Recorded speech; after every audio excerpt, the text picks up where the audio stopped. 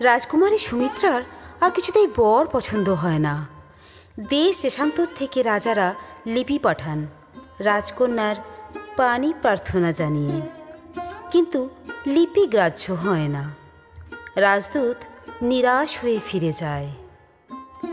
সুন্দরকান্তের রাজপুত্রেরা আসেন রাজকন্যার প্রাসাদের সম্মুখে ঘোড়ায় চড়ে ঘোরাঘুরি করেন। তাদের কোমরে রত্নখচিত অসি ঝলমল করে, কিরিটের হীরা সূর্যকিরণে ঝকমক করে। কিন্তু কুমারী সুমিত্রার মন টলে না। তিনি সখীদের ডেকে বাতায়ন থেকে আঙুল দেখিয়ে বলেন, সখী, দেখো দেখো, কতগুলো মোমের পুতুল ঘোড়ায় চড়ে ঘুরে বেড়াচ্ছে। সূর্যের তাপে গলে যাচ্ছে না কেন, এই আশ্চর্য। এই বলে কোকিল কণ্ঠে হেসে ওঠেন।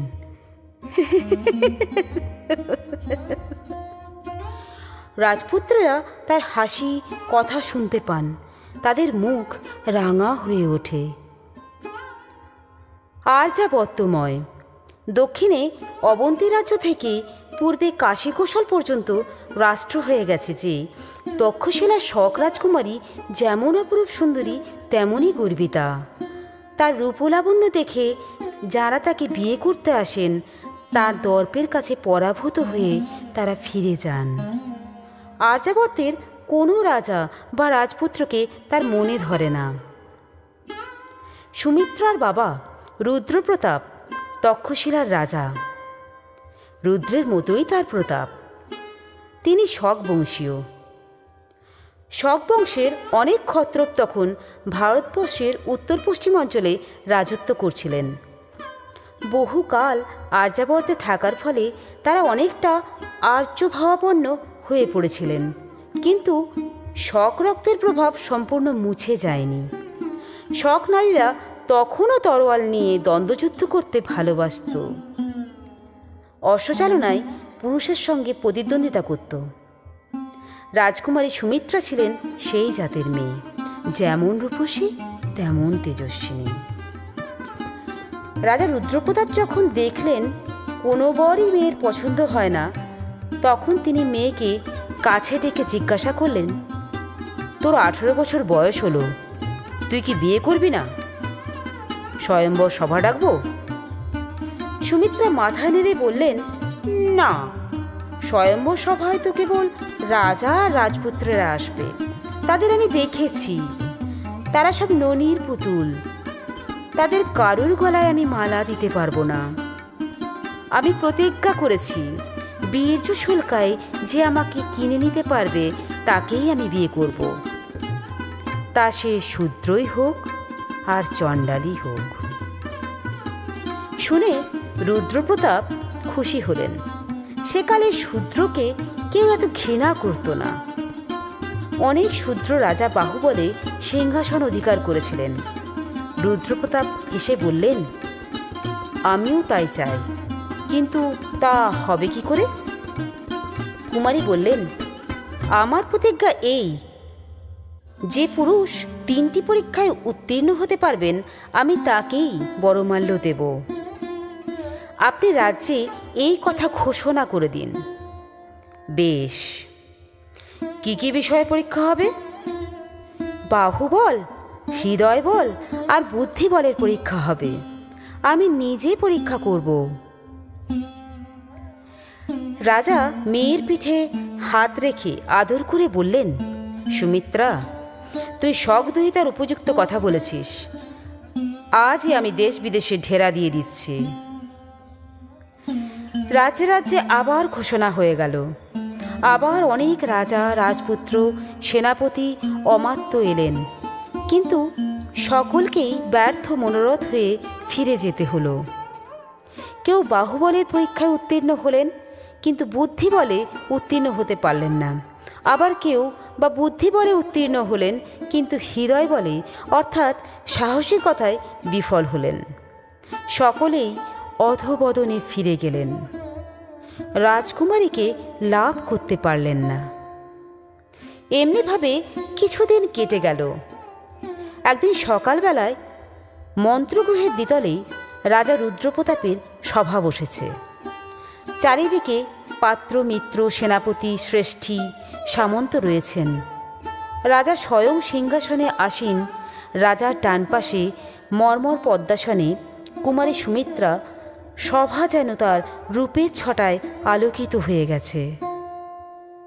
তার গর্বিত গ্রীবাভঙ্গি আর তীক্ষ্ণ কটাক্ষে সবার বড় বড় বীরের পৌরুষ যেন সংকুচিত হয়ে পড়েছে। সভার তরুণের কাছে প্রতিহার ভূমিতে হঠাৎ একটা গোলমাল শুনতে পেয়ে রাজা জিজ্ঞাসা করলেন, কিসের গণ্ডগোল? মকরকেতু, দেখো তো। মকরকেতু রাজ্যের এক সেনানী। তিনি যুবা পুরুষ, বিশাল তার দেহ। তার চেহারা দেখেই শত্রু ভয়ে আধমরা হয়ে যায়। তিনি সভাদ্বারে গিয়ে দেখলেন একজন দীনবেশ যুবক জোর করে সভায় প্রবেশ করতে চায়, কিন্তু 4-5 জন প্রতিহারী তাকে আটকে রাখবার চেষ্টা করছে। যুবক নিরস্ত্র, কিন্তু এমন ভয়ঙ্করভাবে সে হস্তপদ সঞ্চালন করছে যে বর্মাবৃত শূলধারী প্রতিহারীরা তার সঙ্গে এঁটে উঠতে পারছে না।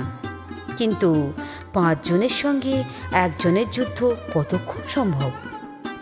অবশেষে দ্বাররক্ষীরা তাকে মাটিতে ফেলে তার হাত বেঁধে ফেললেন। মকরকেতু রাজাকে এসে খবর দিলেন। শুনে রাজা হুকুম করলেন, কি চায় লোকটা? তাকে এখানে নিয়ে এসো। তখন 2 জন প্রতিহারী লোকটিকে নিয়ে রাজার সম্মুখে হাজির হল। রাজা তার চেহারা আর বেশভূষা দেখে আশ্চর্যান্বিত হয়ে গেলেন।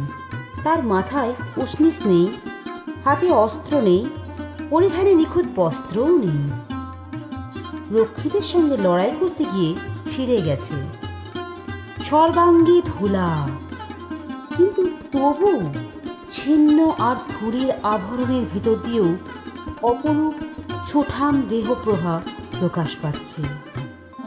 দেহ রোগাও নয়, মোটাও নয়। পেশিগুলি প্রতি অঙ্গ সঞ্চালনে সাপের মতো খেলে বেড়াচ্ছে। মাথার কোকড়া চুল কাঁধ পর্যন্ত এসে পড়েছে। গায়ের রং নতুন কচি ঘাসের মতো শ্যাম। মুখে একটা খামখেয়ালি বেপরোয়া ভাব। রাজা জিজ্ঞাসা করলেন, তুমি কে? তোমার দেশ কোথায়? বন্দী একবার রাজার দিকে চাইলে, একবার রাজকন্যার দিকে চাইলে, তারপর বললে, আমি এ রাজ্যে আগন্তুক, আমার দেশ বঙ্গ। রাজা বললেন, বঙ্গদেশের নাম শুনেছি বটে, আর্যাবর্তের পূর্ব সীমান্তে সেই রাজ্য। শুনেছি সে দেশের লোকেরা পাখির ভাষায় কথা বলে। বন্দী গম্ভীরভাবে বলল, মহারাজ ঠিক ধরেছেন, বঙ্গদেশের লোক কোকিলের ভাষায় কথা বলে। এত মধুর ভাষা পৃথিবীতে আর নেই। রাজা উত্তর শুনে ভারী আশ্চর্যান্বিত হলেন, একটু খুশিও হলেন। প্রতিহারীদের বললেন, বাঁধন খুলে দাও। বন্ধনমুক্ত হয়ে যখন সে সোজা হয়ে দাঁড়ালো, তখন এই ছিন্নবেশ বিদেশি যুবার চেহারা দেখে কুমারী সুমিত্রার দিব্যোজ্জ্বল চোখ দুটি ক্ষণকালের জন্য নত হয়ে পড়ল। তিনি উত্তরীয়টি ভালো করে গায়ে জড়িয়ে নিলেন। রাজা বললেন, বিদেশি, তুমি বহু দূর থেকে এসেছো, তোমার বস্ত্র ছিন্ন দেখছি, তুমি কি অর্থ চাও? বিদেশি হাসল, বললে, না মহারাজ, আমি অর্থ চাই না, অর্থের আমার প্রয়োজন নেই। আমি অন্য এক মহার্ঘরত্নের সন্ধানে এই রাজ্যে এসেছি। বিস্মিত রাজা জিজ্ঞাসা করলেন, তোমার নাম কি, পরিচয় কি? বিদেশি বললে, আমার নাম চণ্ড, আমি কালীবর্ষণ সমুদ্র মেঘলা বন্যভূমির একজন অজ্ঞ সন্তান। এইটুকুই আমার পরিচয় বলে ধরে নিতে পারেন। রাজা বললেন, ভালো, এখন জোর করে আমার সভায় ঢুকতে চেয়েছিলে কেন, তার কারণ বলো। চণ্ড বললে, মহারাজ, আপনার রাজ্যে প্রবেশ করে শুনলাম যে কুমারী সুমিত্রা বীর্য শুল্কা হতে চান। তাই আমি নিজের বীর্যের পরীক্ষা দিয়ে তাকে লাভ করতে এসেছি বলে পূর্ণ দৃষ্টিতে সুমিত্রার দিকে তাকালেন। শুনে রাজকুমারীর মুখ লাল হয়ে উঠল। মন তার ক্ষণকালের জন্য বিদেশির প্রতি কোমল হয়েছিল, আবার কঠিন হয়ে উঠল। একজন সামান্য লোক তাকে লাভ করবার দুরাশা রাখি।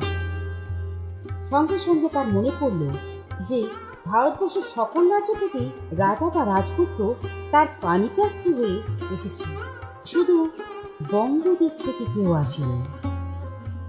বঙ্গদেশের রাজপুত্রেরা কি এতই গর্বিত যে নিজেরা না এসে একজন ভিক্ষুককে তার প্রাণপ্রাপ্তি করে পাঠিয়েছে? অপমানে তার দু চোখ জ্বলে উঠল। সভাসদরাও চণ্ডের এই অদ্ভুত স্পর্ধা দেখে মুহূর্তের জন্য স্তম্ভিত হয়ে গিয়েছিলেন। তারপর সকলে সমবেত অট্টহাস্যে সভা ভরে গেল। রাজা রুদ্রপ্রতাপ কিন্তু হাসলেন না। তিনি আর চোখে মকরকেতুকে আঙুল দেখিয়ে বললেন, এটাকে সভার বাইরে নিক্ষেপ করা। মকরকেতু সবচেয়ে বেশি জোরে হাসছিলেন। হাসির ধাক্কায় তার বিরাট দেহ দুলে দুলে উঠছিল। তিনি হাসতে হাসতেই চণ্ডকে সভার বাইরে নিক্ষেপ করতে অগ্রসর হলেন, কিন্তু তার গায়ে হাত দিতে না দিতেই এক অদ্ভুত ব্যাপার হলো। চণ্ড দুই হাতে মকরকেতুর কোমর ধরে তাকে মাথার ঊর্ধ্বে তুলে অবলীলাক্রমে গবাক্ষের পথে নিচে ফেলে দিয়ে রাজার সম্মুখে ফিরে এসে বললে, মহারাজ, আপনার আজ্ঞা পালিত হয়েছে। সভা নির্বাক, রুদ্রপ্রতাপের মুখে কথা নেই। চণ্ড এমনভাবে এসে দাঁড়িয়ে আছে যেন সে বিশেষ কিছুই করেনি। এরকম সে রোজই করে থাকে। সকলে ভাবছে, এ কি আশ্চর্য ব্যাপার! মকরকেতুকে যে ব্যক্তি একটা তুলোর বস্তার মতো তুলে ফেলে দিতে পারে, তার গায়ে কি অসীম শক্তি! সভাসুদ্ধ লোক বিস্ফারিত চোখে চণ্ডের মুখের পানে চেয়ে রইল। এতক্ষণে সুমিত্রা কথা কইলেন। নিস্তব্ধ সভাগৃহে তার কণ্ঠস্বর বীণার মতো বেজে উঠল। ঈষৎ জভঙ্গি করে ধীরে ধীরে বললেন, বিদেশি, তোমার দেশে কি রাজা নেই? চণ্ড বললে, রাজা আছেন বই কি রাজকুমারী, তার প্রতাপে প্রাগজ্যোতিষ থেকে কৌশল পর্যন্ত কম্পমান।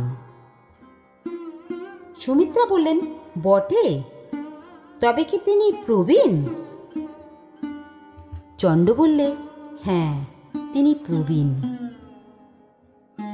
সুমিত্রা প্রশ্ন করলেন, তার কি পুত্র নেই? চণ্ড মৃদু হাসল, আছে। শুনেছি যুবরাজ ভট্টারক পরম রসিক, তবে তিনি পিতার মতো বীর কি বলতে পারি না। সুমিত্রার কণ্ঠের চাপা শ্লেষ এতক্ষণে স্ফুরিত হয়ে উঠল। তিনি তীক্ষ্ণ হাসি হেসে বললেন, তাই বুঝি তোমাদের রসিক যুবরাজ একজন মল্লকে তার প্রতিনিধি করে পাঠিয়েছেন?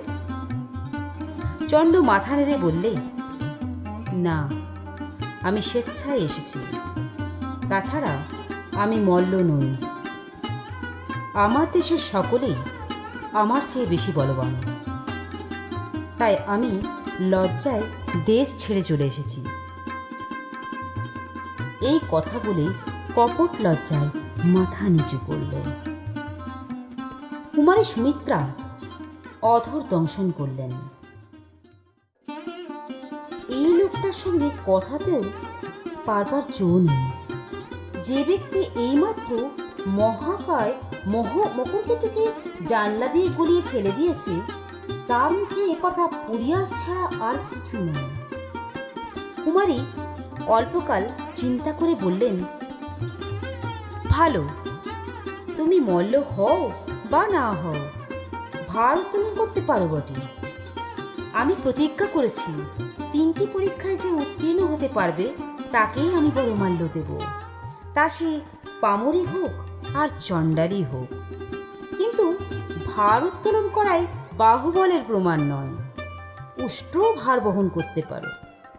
তুমি বাহুবলের আর কি প্রমাণ দিতে পারো? চণ্ড বললে, মানুষের যা সাধ্য আমিও তাই পারি। পারো? বেশ, আমার এই মুষ্টির মধ্যে একটি মুক্তা আছে, মুঠি খুলে মুক্তাটি নিতে পারো? এই বলে সুমিত্রা মৃণালের মতো ডান হাতখানি বাড়িয়ে দিলেন।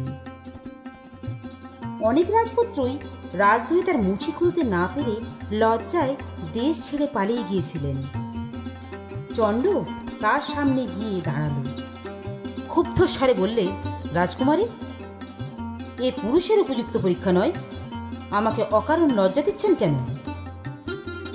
এই বলে সে বাঁ হাতে 2টি আঙুল দিয়ে রাজকুমারীর মুঠির দুদিক চেপে ধরল। রাজকুমারী একবার শিউরে উঠলেন, তারপর তার মুঠি আস্তে আস্তে খুলে গেল। মুক্তাটি হাত থেকে তুলে নিয়ে চণ্ড বললে, আজ থেকে এই মুক্তাটি আমার কর্ণের ভূষণ হল। রাজকুমারের মুখ বিবর্ণ হয়ে গেল। তিনি কিছুক্ষণ বিহ্বল চক্ষে নিজের পানে চেয়ে রইলেন। তারপর উঠে দাঁড়িয়ে অবরুদ্ধ স্বরে বললেন, প্রথম পরীক্ষায় তুমি উত্তীর্ণ হয়েছ, বাকি 2 পরীক্ষা আজ অপরাহ্নে হবে। এই বলে তিনি দ্রুত পদে সভা ছেড়ে চলে গেলেন। নিজে শয়নকক্ষে গিয়ে রাজকুমারী বিছানায় শুয়ে কাঁদতে লাগলেন। এমন লাঞ্ছনা তিনি জীবনে ভোগ করেননি। কোথাকার এক পরিচয়হীন অখ্যাত লোক এসে অবহেলা করে তার বাঁ হাতে তার মুঠি খুলে দিলে। কি কঠিন তার আঙুল, যেন লোহা দিয়ে তৈরি। সেই আঙুল রাজকুমারীর মুঠি স্পর্শ করা মাত্র যেন অবশ হাত আপনি খুলে গেল। কেন এমন হলো?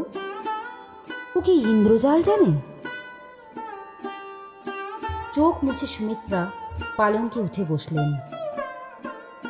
তার লুণ্ঠিত অভিমান আহত সর্পের মতো আবার ধীরে ধীরে মাথা তুলতে লাগলো।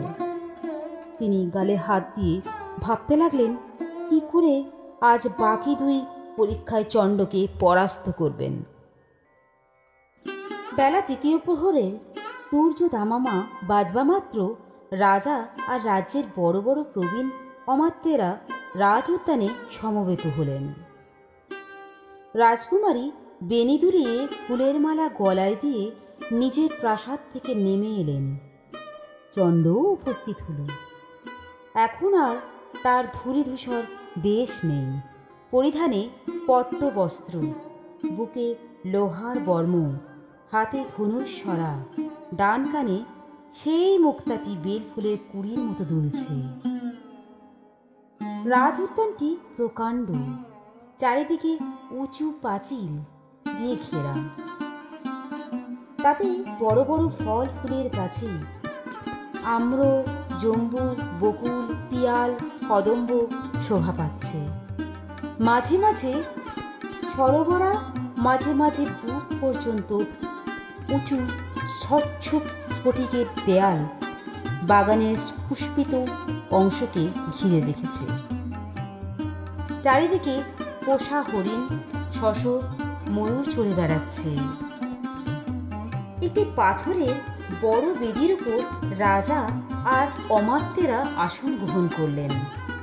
সুমিত্রা দুজন সখীর সঙ্গে অদূরে আরেকটি বেদিতে বসলেন। চণ্ড দাঁড়িয়ে রইল। কুমারী একবার আয়ত উজ্জ্বল চোখ তুলে চণ্ডের দিকে চাইলেন, তারপর গ্রীবা হেলিয়ে একজন সখীকে ইঙ্গিত করলেন। সখীর হাতে একটা সোনার কলস ছিল।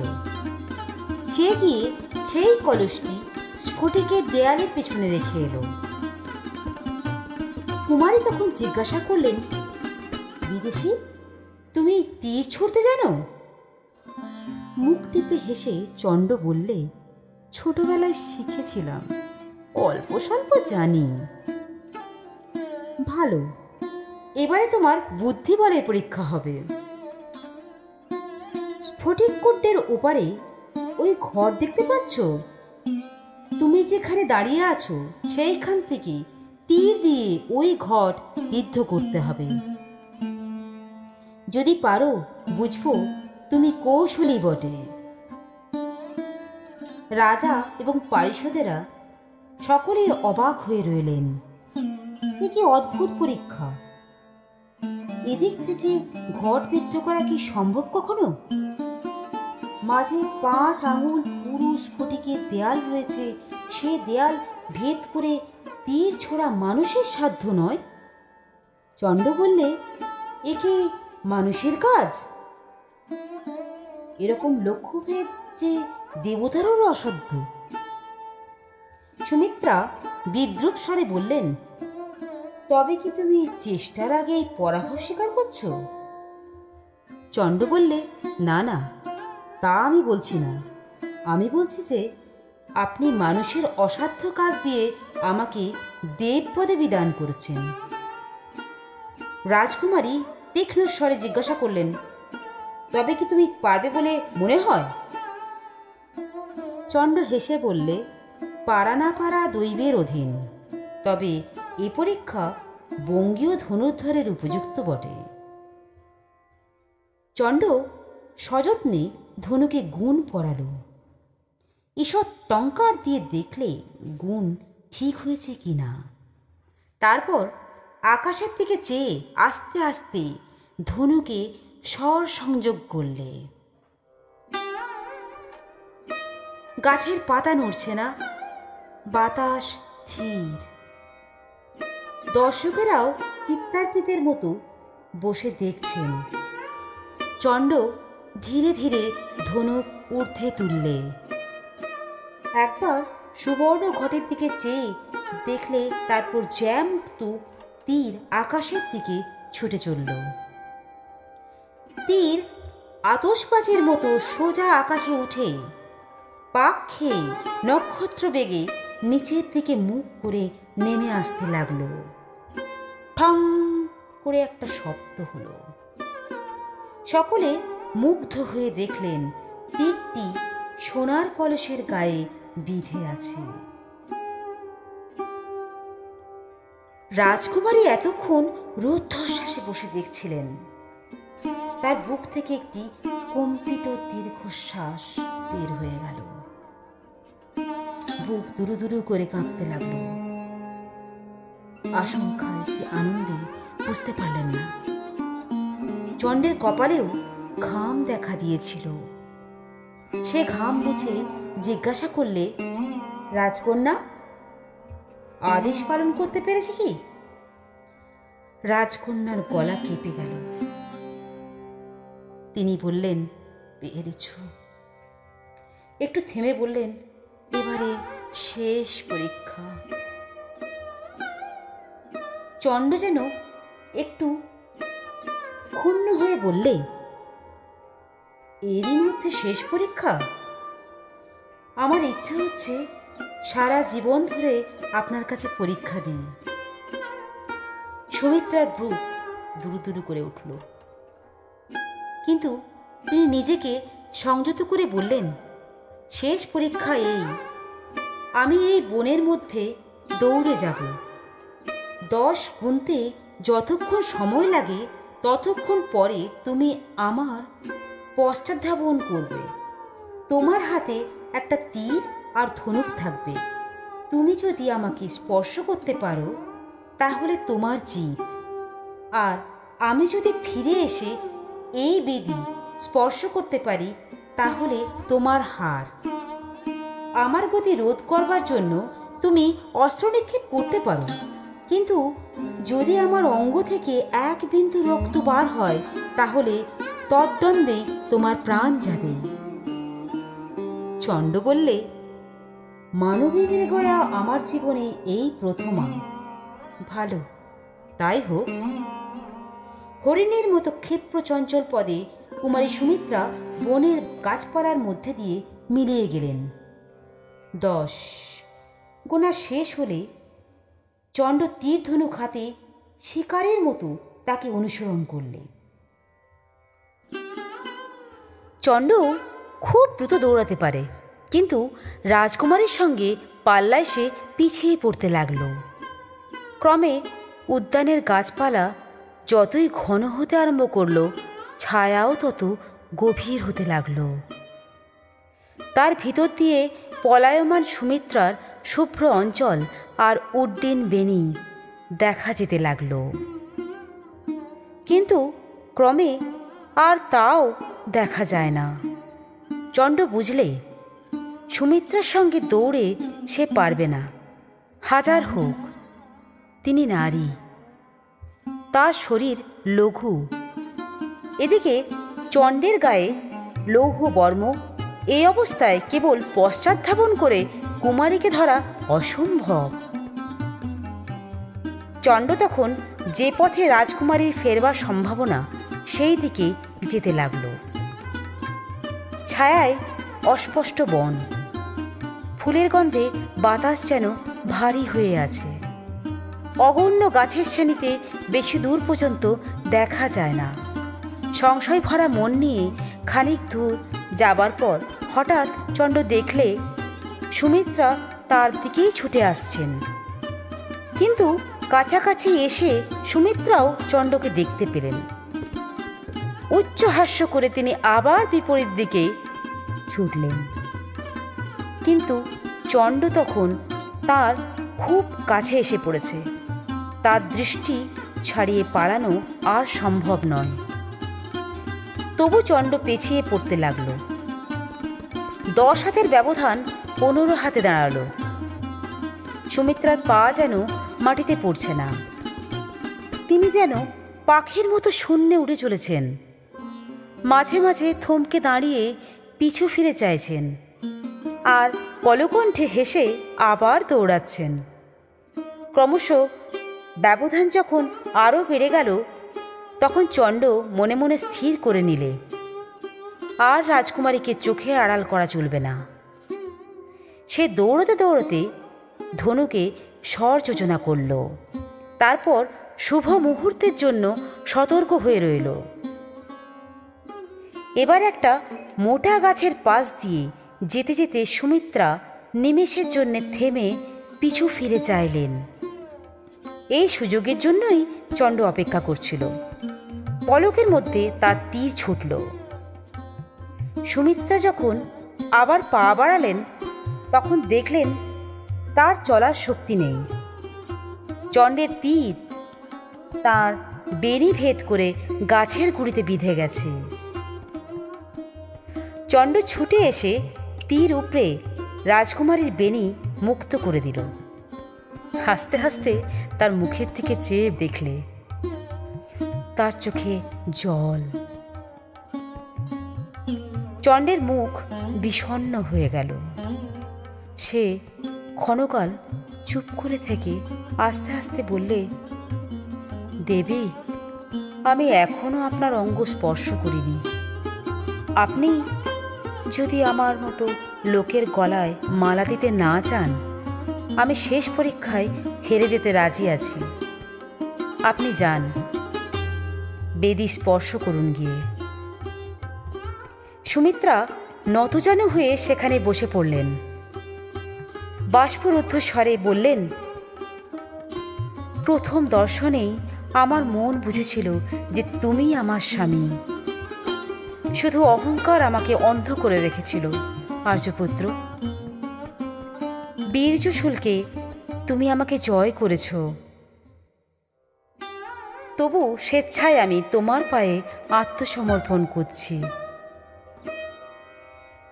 চণ্ডের মুখ হাসিতে ভরে গেল। সুমিত্রাকে ধরে তুলে সে বললে, সুমিত্রা। সুমিত্রা গলা থেকে মালা খুলে তার গলায় পরিয়ে দিলেন। তারপর আবার নতজানু হয়ে বরকে প্রণাম করলেন। চণ্ড হেসে বললে, তুমি রাজকন্যা, দরিদ্রের পর্ণকুটিরে তোমার কষ্ট হবে না? সুমিত্রা চোখ নিচু করে বললেন, তোমার মতো স্বামী যার, পর্ণকুটিরে থেকেও সে রাজরাজেশ্বরী। আর্যপুত্র, আমাকে তোমার তালিবনশ্যাম বঙ্গদেশে নিয়ে চলো। চণ্ড বললে, সুমিত্রা, তোমার সঙ্গে আমি প্রতারণা করেছি। বলেছিলাম মনে আছে, বঙ্গদেশের রাজকুমার রসিক। আমি তোমাদের সঙ্গে একটু রসিকতা করেছি। আমার সত্যিকারের নাম চন্দ্র। আমার একটি ছোট্ট বোন আছে, সে চন্দ্র উচ্চারণ করতে পারে না, চণ্ড বলে। তাই বিস্ময় উৎফুল্ল চোখে চেয়ে সুমিত্রা বললেন, তুমিই তবে বঙ্গের রাজপুত্র? হ্যাঁ, কিন্তু রাজপুত্র বলে তোমার মালা ফিরিয়ে নিও না যেন। সুমিত্রা মুগ্ধ নেত্রে কিছুক্ষণ চণ্ডের মুখের পানে চেয়ে থেকে মৃদুস্বরে বললেন, রাজপুত্র যে এমন হয় তা আমি জানতাম না। তারপর দুজনে হাত ধরাধরি করে যেখানে রুদ্রপ্রতাপ সপারিষদ বিদিতে ছিলেন সেই দিকে চললেন।